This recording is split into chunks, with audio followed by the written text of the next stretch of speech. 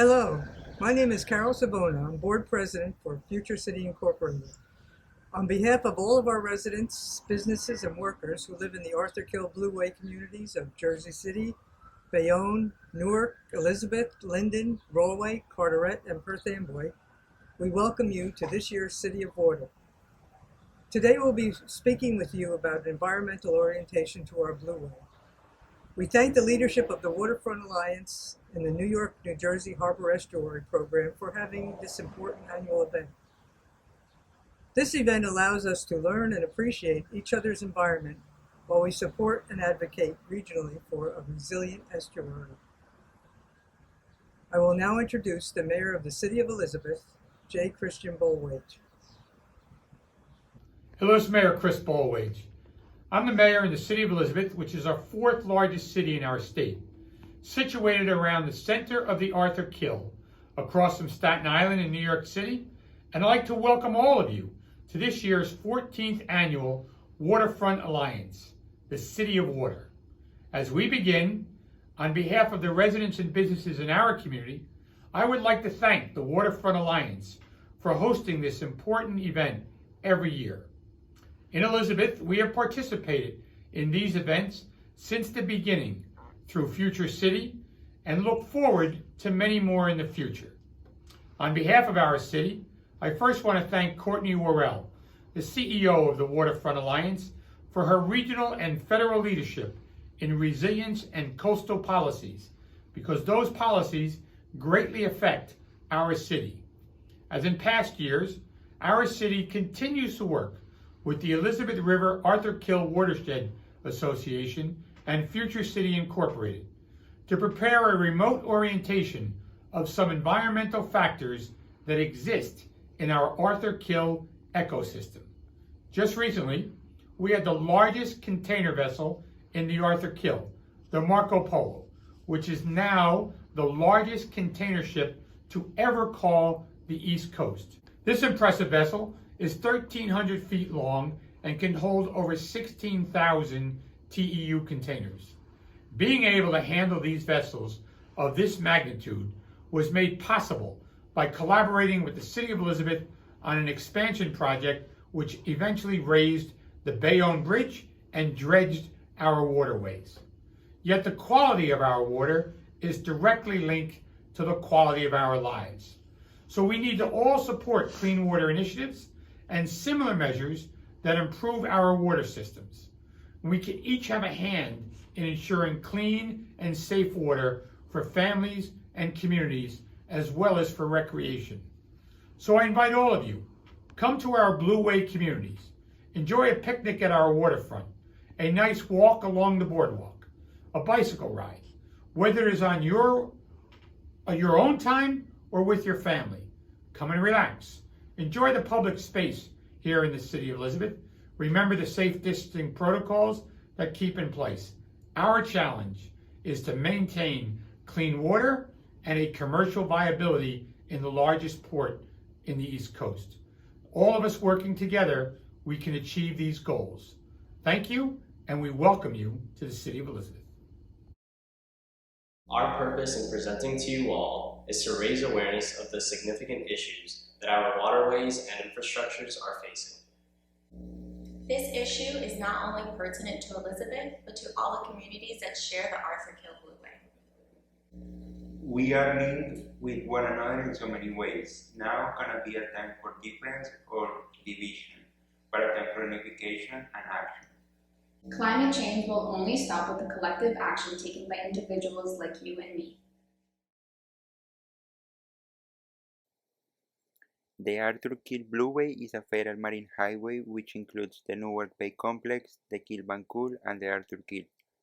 In all of these bodies of water are shipping ports for Port Elizabeth, Port Newark, and Howland Hook. We refer to the Arthur Kill Channel as a blueway to affirm that the Arthur Kill is a living ecosystem and a significant federal marine highway. The Arthur Kill Blueway is an active federal marine highway connecting Staten Island, New York, with the communities of Bayonne, Jersey City, Kearney, Newark, Elizabeth, Linden, Rollway, Carteret, Woodbridge, and Perth Amboy in the New Jersey side. The first type of infrastructure that we will be discussing is gray infrastructure. It is a system of structures that relate to water management. Examples would be water treatment facilities, sewer systems, stormwater systems, and storage basins. Now, you may be thinking, why are we talking about gray infrastructure? Gray infrastructure is essential for the decontamination of sewage water in order for it to be returned back into the environment. This infrastructure can also help provide clean drinking water to the community and even mitigate floods through berms and other types of structures. With the effects of climate change causing an increase in precipitation, gray infrastructure will be vital for removing contaminants and pollutants from the excess stormwater runoff. Three major features of the Arthur Kill Blueway include the Bayonne Bridge, the Goethals Bridge, and the Victory Bridge. Upon completion, the Bayonne Bridge was the longest steel arch bridge in the world. Today, it ranks number 5. The Goethals Bridge, which spans the Arthur Kill, is a popular biking and walking route. At the time of its construction, the Victory Bridge, located in Perth Amboy, was considered to be the longest structure in the state. These three structures revolutionized the travel and trade capabilities of New Jersey. We have a speaker from Rockers, New Brunswick, Professor David Tulloch, who worked with the SEBS Honors Seminar on Making and Mapping, in which students discuss the Goethals Bridge. Hi everyone, I'm David Tulloch, and I want to talk to you today about beyond green infrastructure. Can our existing infrastructure do more to strengthen the resilience of our communities? This is going to be based on some student work that we've seen at Rutgers University in New Brunswick in the honors program at the School of Environmental and Biological Sciences, and connected with the research I conduct at the GeoHealth Lab at CRISA, the Center for Remote Sensing and Spatial Analysis. And in thinking about resilience today, as you've heard many different ideas about it, for us, we thought about it as something that is based on a strong and a connected community. The people around us are an important part of what helps keep us resilient. Having healthy residents, right? Using the features of our community to actually strengthen our population and make them healthier, and to keep an eye on the ecologically functional open space, an idea that we often associate with what we call green infrastructure. So to do this, I want to begin by talking about infrastructure. We think of that typically as the engineered structures in our landscapes, in our cities, that are necessary for the day-to-day functions of the city, right? The pipes that carry water to our houses, the bridges that help get us across the rivers and barriers in the landscape. And in fact, we can see here the Goethals Bridge crossing the Arthur Kill from Staten Island to Elizabeth, New Jersey. Now in this photo in particular, we see something special happening. On the right, we see the old Goethals Bridge, and on the left, we see the new replacement bridge being built. Recently, the bridge was completed, and so this piece of engineered infrastructure now informs how we understand the highway connections in our area. But beneath it, we see also some land, some open space that performs other functions. And particularly on the Staten Island side, we see a piece of land that is a wetland that helps, when it rains, capture some of that water and filter it, and the plants on that site clean the air. It is green infrastructure that is supporting our day-to-day functions in the landscape as well. So I challenged my students, looking at this bridge, to think about this connection between the two cities, and in particular, there is a connection called a shared use path. On the north side of the bridge, it is a pedestrian path and a bicycle path is shared by both groups. A shared use path that allows people to get across this bridge. Now this new bridge is 140 feet high, so taking that path involves climbing the equivalent of 14 stories. But compared to the George Washington Bridge, the Verrazano, and the Bayonne Bridge, which are all over 200 feet, 140 feet is something that many people can do if they set their minds to it.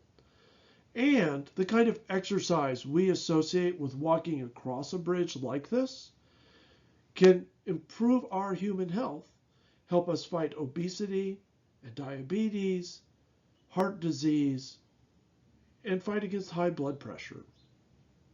So the exercise we see with that would be great if more people used it. So my students explored different ways to inspire people and connect people across this. One was to use art, and they saw the art in both Staten Island and in New Jersey as having some exceptional local artists that are underappreciated, and they saw the bridge as a great place to not only show their art, but in displaying the art on the bridge and integrating some of that art into the walkway and into the railings on the bridge, to incentivize people to climb this bridge and come experience it, but also to bring these two communities together, to give them a shared exhibition of this work. And as they point out, not only would the walking be better for health, but the art itself is associated with reduced stress levels, improved mental health, and better immune functioning. Another group turned to a different kind of art and explored the possibility of music on the bridge. Certainly they thought on a special day, maybe we could get larger musical performances on the bridge. Certainly if we could build in these ruggedized, weatherproofed type instruments, we could, on a sad Memorial Day, play a requiem, a sad piece of music, on a celebratory day, perhaps something like 4th of July, right? We can have musicians actually use these instruments to play music as a celebration of that holiday. And on days in between, local musicians might come up and play, but of course, kids in the community also could come up and make their own music. And the bridge becomes this special connection. As they point out, there are linkages not only with the walking, but also with music and human health. Again, helping us strengthen our resiliency by having healthier people in the community and connecting the community through either the visual art or the music. Now, another group that I want to mention here is a group that looked at the way that nature functions in that area. And particularly, they focused on that wetland site that lies directly beneath the bridge. We see here their plans for it, including a visitor center, right, a water filtering site, but also seeing all of this as an education about the role of green infrastructure and environment in the lives of these communities. We rely so much on the natural processes on the site, and the bridge gives us an unusual perspective on that site. Another one of the teams focused instead, though, on a site on the other side, and an issue that they thought could be brought out at that site is the Black Lives Movement. They saw this as a site for a memorial to people lost, and a place where both communities could come together to share in that loss and in both memorializing and maybe discussing this movement and this weighty loss. They saw this again as bringing these communities together. Now, these two memorials are not the exact design that they're proposing. They're not proposing a specific design, but they saw elements of each of these as capturing that sense of what that place could be. Another group did see the bridge as a memorial, but they saw it as the bridge itself, and they were inspired by this piece in Colorado where the names are inscribed in glass. And they imagined us turning the bridge into a memorial to the lives lost to COVID, certainly something that binds together the communities in New York and New Jersey, as both states have suffered horribly through this pandemic. But also as a reminder of how those communities sharing in that can come together and move past it. They saw, in order to make this space, though, an area shared for grief and for solidarity and reflection, they saw how, for instance, the High Line in New York has been designed to also bring in a very narrow pedestrian corridor, elements of greenness, which soften that space and make people want to visit repeatedly. This crossing of this bridge works in that way. And we can see here on the actual shared use pathway, as it's hardened now, it still connects. But what an opportunity our students saw, because they took a different perspective. They did not look at this as engineered infrastructure. Instead, they saw a shared public space, not just shared between bicyclists and pedestrians, but shared between the people of the two states on either side. And they saw this as an opportunity for resilience. So what's the lesson here? One is, maybe we need to change our perspective. It was by looking at what other people think of as a bridge for vehicles, and again, an engineered infrastructure, they instead found infrastructure for community, a way to build community that's different. Well, what would happen if we changed our perspective? I think we might see in our communities around us lots of other opportunities.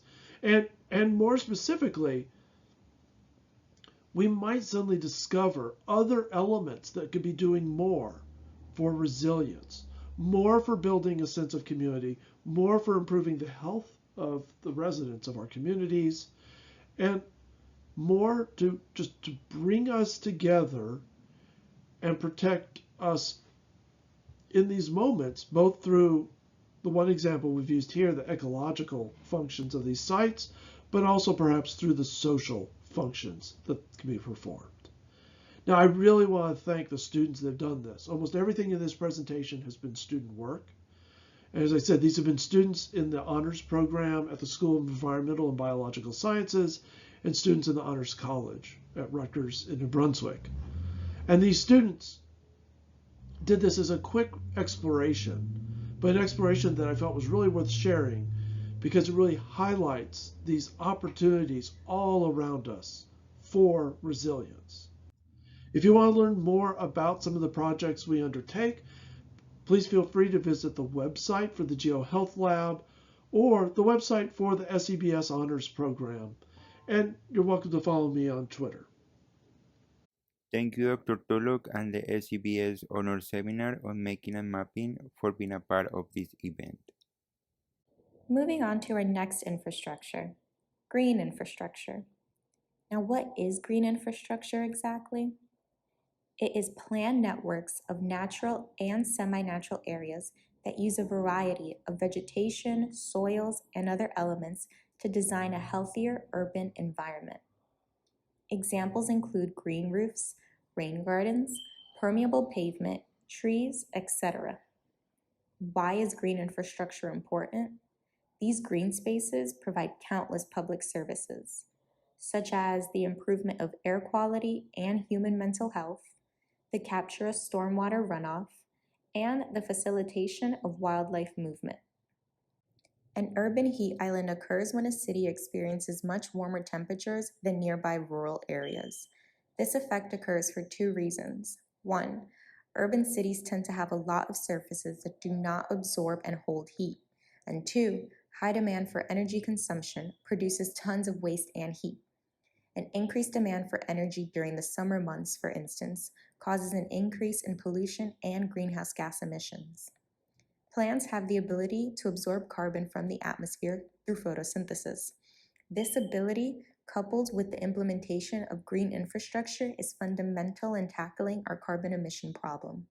With more carbon being absorbed by green spaces, the healthier the air quality becomes and the more stable the atmosphere will get. This explains the link between the lower temperatures in the rural areas compared to the dramatically high heats experienced within the city. Where do public spaces fit in? Lush green parks are a major benefit to the environment.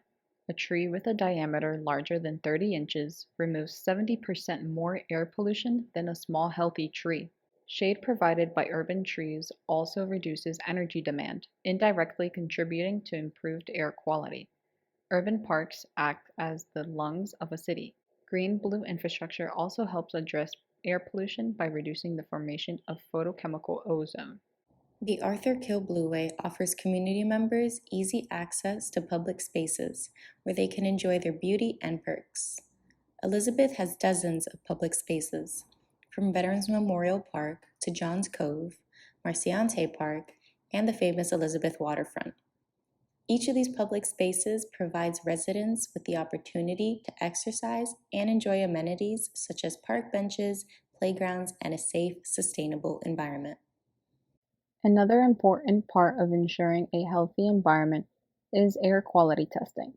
In order to measure air quality, we've been using the AirBeam device, which monitors harmful microscopic particles, also known as particulate matter, humidity, and temperature. Why is it important to monitor air quality? Well, poor air quality can have a significant impact on one's health, including irritated eyes, nose and throat, shortness of breath, aggravated asthma, and other respiratory conditions, and affect the cardiovascular system. Particulate matter is not all dangerous, but smaller particles pose the greatest threat since they can infiltrate our bodies to an even greater extent.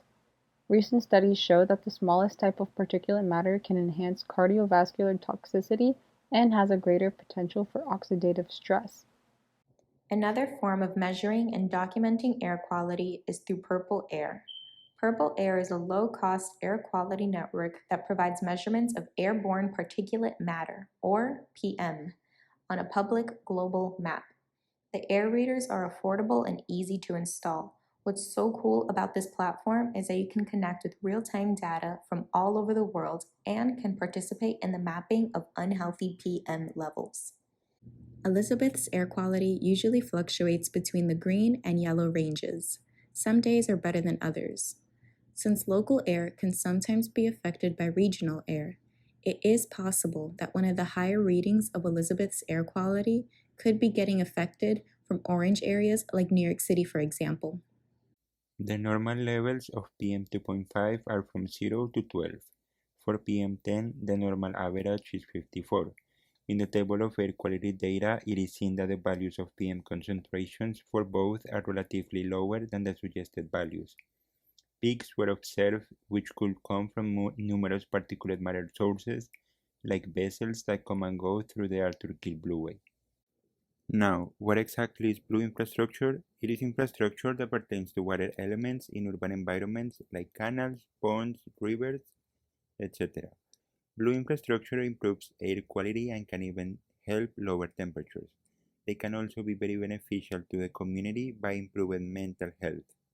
Similar to green spaces, blue infrastructure provides all of the recreational and fitness opportunities in addition to being environmentally beneficial. Water, like plants, can absorb carbon from the atmosphere through photosynthesis and give off oxygen. With absorbed carbon comes cooler temperatures, healthier air, and valuable aid in the race against climate change. One thing to keep in mind is that there are a variety of existing water systems, but the main ones that we'll be discussing are storm drainage systems and combined sewer systems. If you look to your left, you will see a picture of a storm drain, and on your right, a picture of a CSO. What is the storm drainage system? Well, it has something to do with the storm drain depicted below. What the system consists of are underground structures that carry stormwater to nearby bodies of water, like lakes, streams, etc. Due to its role in carrying this runoff water, debris like cigarette butts, leaves, motor oil, fertilizers, and more get brought along. This poses a concern to our waterways and their existing ecosystems, as this water does not go to a treatment plant. Storm drain overflows can occur when heavy rainstorms yield excess water that cannot be fit into the drains and pipes to be taken to the water treatment plant. This influx of water leads to seepage from parking lots and roads into the sewer systems. The large amount of water can be too much for the sewer system to handle, and not all of the water is able to go to the water treatment plant. Some water overflows from the storm drain systems untreated and can back up into basements, run down streets, or even enter bodies of water. The picture on the left shows how water can overflow from the sewer systems and back onto the streets. Where does all of our water go? The city's rainwater runoff, domestic sewage, and industrial wastewater is collected by a combined sewer system. This system is basically a massive underground pipe that transports water to the local wastewater treatment plant. However, one pipe being responsible for all of a city's wastewater is oftentimes too large of a task. When snowmelt or high rainfall occurs, the excess overflow in which the plant cannot take in is released by a CSO into local bodies of water untreated. Because of this complication, CSOs have become a large concern for the Environmental Protection Agency. The EPA is working with the City of Elizabeth to reduce the number of CSO events that take place every year to improve water quality. This is an image of how a combined sewer system works. The following image depicts CSO outfalls found along and around the Arthur Kill Blueway, from the communities of Bayonne all the way to Perth Amboy. The importance about knowing of CSOs is that it creates a regional understanding of resource allocation. This also shows how the bodies of water named Kill Van Kull, the Arthur Kill, and the Newark Bay Complex all interconnect to form the Arthur Kill Blueway. Next, we will be talking about the importance of water treatment plants. This type of infrastructure is vital for removing contaminants, solids, or pollutants from sewage water. The treated water is later returned into the environment. During the treatment process, besides removing unwanted solids or contaminants, the oxygen levels of the treated water are also improved. Untreated water can carry diseases and be extremely harmful to the different ecosystems present. These diseases can also be a major health concern for the community. Overall, the water treatment plants are an essential part to providing a healthy environment. On this slide, we have included an educational crossword puzzle with popular terms regarding the various topics covered in this presentation. A link is also provided if you would like to print it out. In terms of water testing, the YSI 556 MPS is used to measure dissolved oxygen, pH levels, connectivity, salinity, and temperature all at once. The probe is lowered into the water, and within a couple of minutes, it has collected all of the data mentioned. Water quality testing is done because poor water quality can have impacts on both the ecosystem and to humans in the community that rely on that water source. Why do we conduct water testing? It helps in monitoring the conditions of our waterways. For instance, high levels of salinity, which is the amount of salt dissolved in water, can interrupt marine life reproduction and destroy body tissue, leading to fish death. High levels of turbidity, which is cloudiness of the water, are 1. Aesthetically unpleasing, and 2. Could promote the regrowth of pathogens that lead to intestinal sickness in humans. Low levels of dissolved oxygen in water can lower the quality of taste and smell in human drinking water while proving detrimental to marine life. Over the span of a few weeks, we conducted fieldwork near the Arthur Kill Blueway so that we could track and document Elizabeth's water quality. We were interested in finding any outliers, drastic changes, or unsafe levels to ensure the safety of local communities. One thing that stood out to us was the level of dissolved oxygen in the water on June 15th, coming in at 3.87 milligrams per liter. This number was both far from the rest of the recorded levels and extremely close to being classified as harmful to marine life. Fish cannot survive in waters that present a 0 to 2 level of dissolved oxygen. Therefore, for our data to record a number in the threes was highly alarming. Other aspects like temperature, pH, salinity, and conductivity were relatively similar all throughout. We all know that climate change has had a negative impact on our nation and in the world in general. However, climate change has had a very large effect on New Jersey specifically. The average annual temperature in New Jersey has increased 3 degrees Fahrenheit over the last 100 years.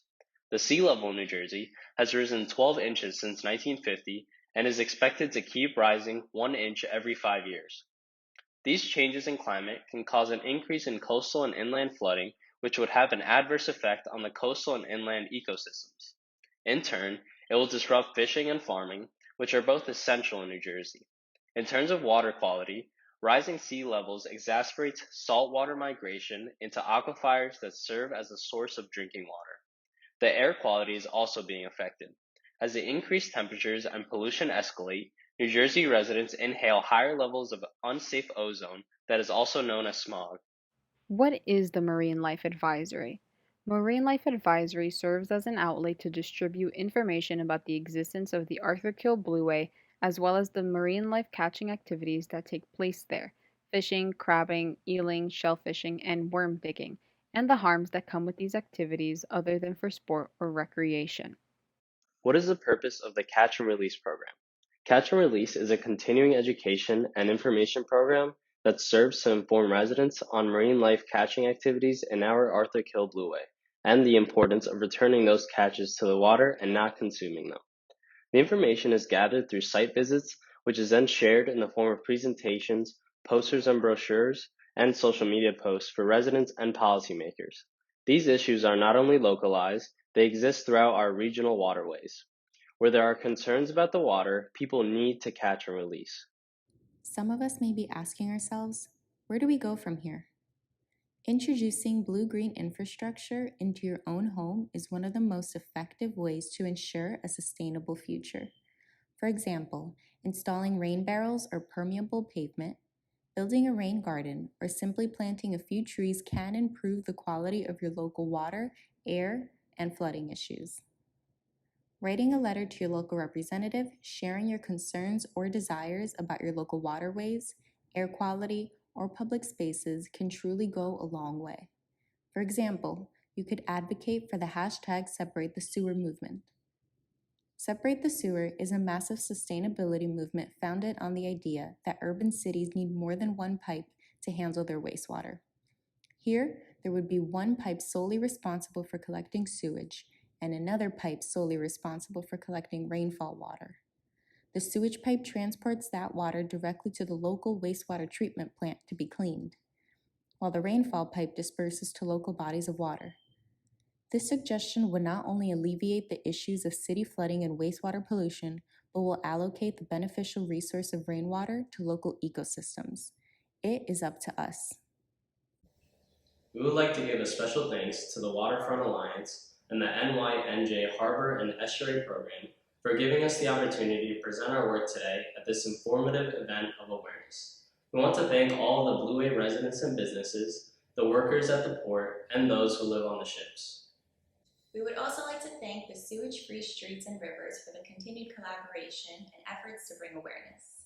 Also, we thank the collaboration of the Elizabeth River Arthur Kill Association and the City of Elizabeth in making this presentation possible. We hope that you enjoyed the presentation and that you learned something important today. Thank you for being here. It's up to us.